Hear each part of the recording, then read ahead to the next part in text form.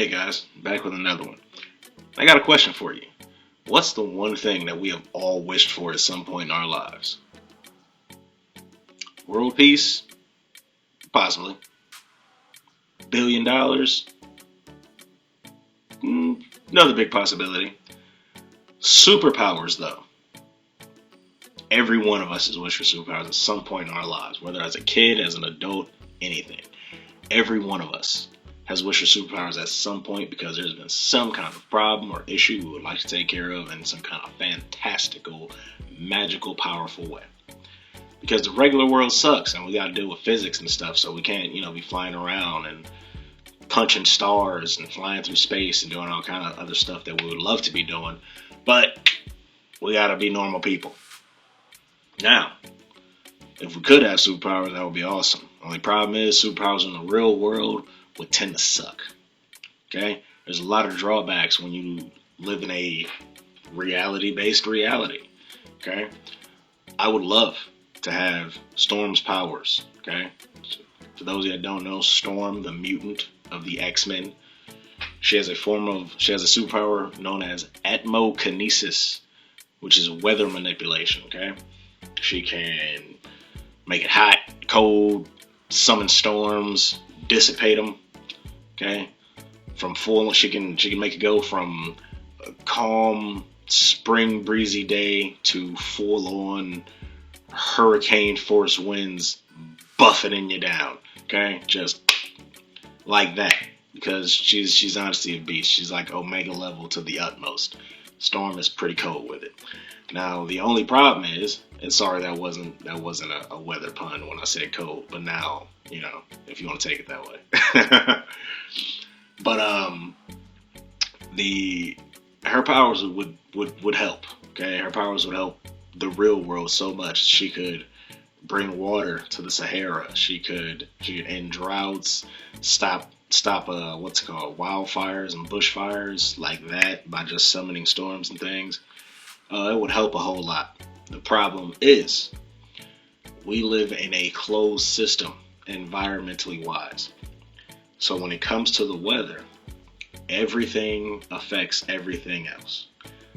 So let's say one of us did end up with Storm's powers. Let's say it was me.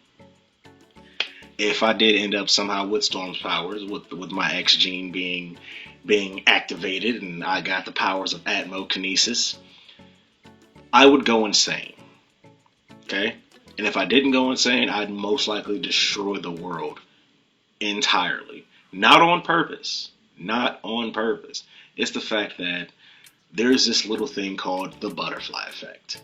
And no, I don't mean the underrated Ashton Kutcher movie from the early 2000s.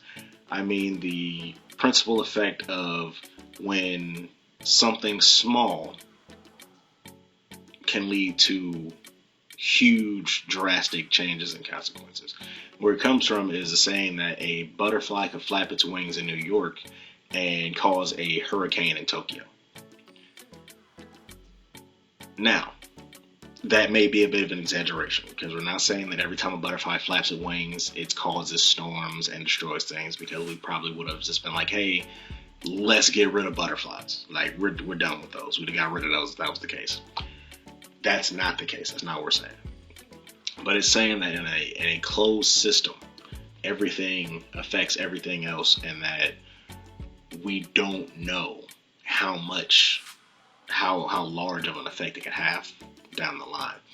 And that is another reason why I say that movie is underrated, because if you've seen that movie, it is just saying that the guy that Ashton Kutcher plays, I can't remember his character's name, but he has the ability to basically go back into his own past and change things, which of course is something we've all wanted to do. We've all had moments in our lives that we wish we could go back and change and just tweak ever so slightly, and I would have said this, or I would have done that. He has hindsight. Okay? He has true hindsight, but he can also change it. He can retroactively change his own past. So watching that movie, he would go back and he would, change the situation. Like, he would stop a friend from doing this, or he would go to a certain place.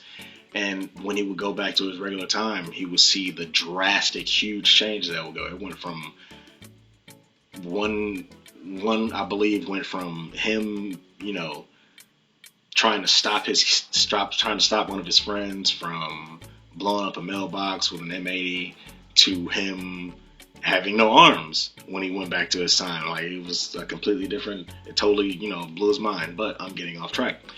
I think you guys know what I'm saying with that. Now, for someone with atmokinesis, like I say myself or anyone else, to manipulate the weather and control the weather, by doing that in one place, you would have to do it for the entire world simultaneously. Because let's say I live in Ohio. Let's say I decided to make it a nice, warm, sunny day, even though we're in the middle of winter here.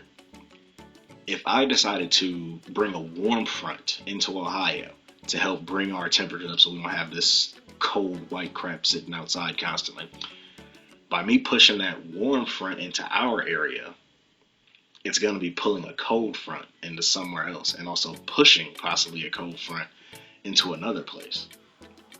Now, that cold front that's being pushed will go somewhere else that it wasn't supposed to be. And then the weather that was there is going to get pushed to somewhere else it wasn't supposed to be, and so on and so forth.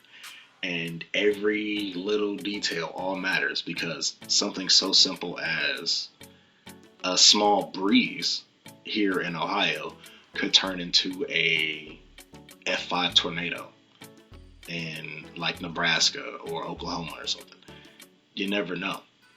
And for one person to have to control all of that and to constantly adapt and adjust for every single one of those infinitely growing variables, they'd either have to, one, stop caring about what happens, which will lead to most likely the worst weather the world has ever seen, or it would drive them insane.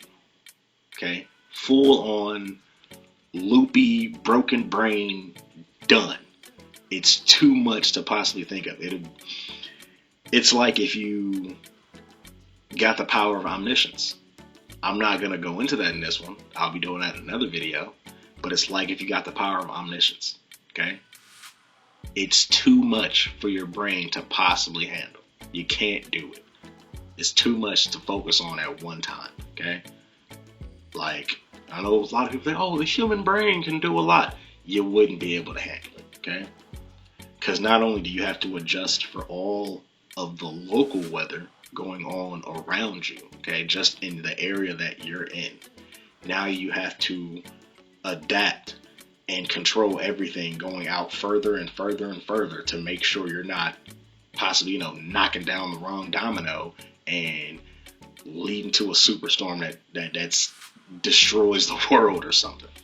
Okay, you might accidentally cause the day after tomorrow, and those y'all have seen those scenes where there were the super killer like frost hurricanes that just like froze everything instantly, and how the world kind of sucked after that.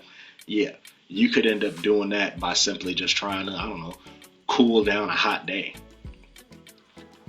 Wouldn't be on purpose, but this brain, the regular human brain, could not handle it. Okay, it could not take it. You drive yourself insane, unless physics decided to just stop working for some reason. But we live in a physics-bound universe, so it's gonna happen. Now, if somehow somebody can find a way to get us to Marvel 616, hey, I'm down.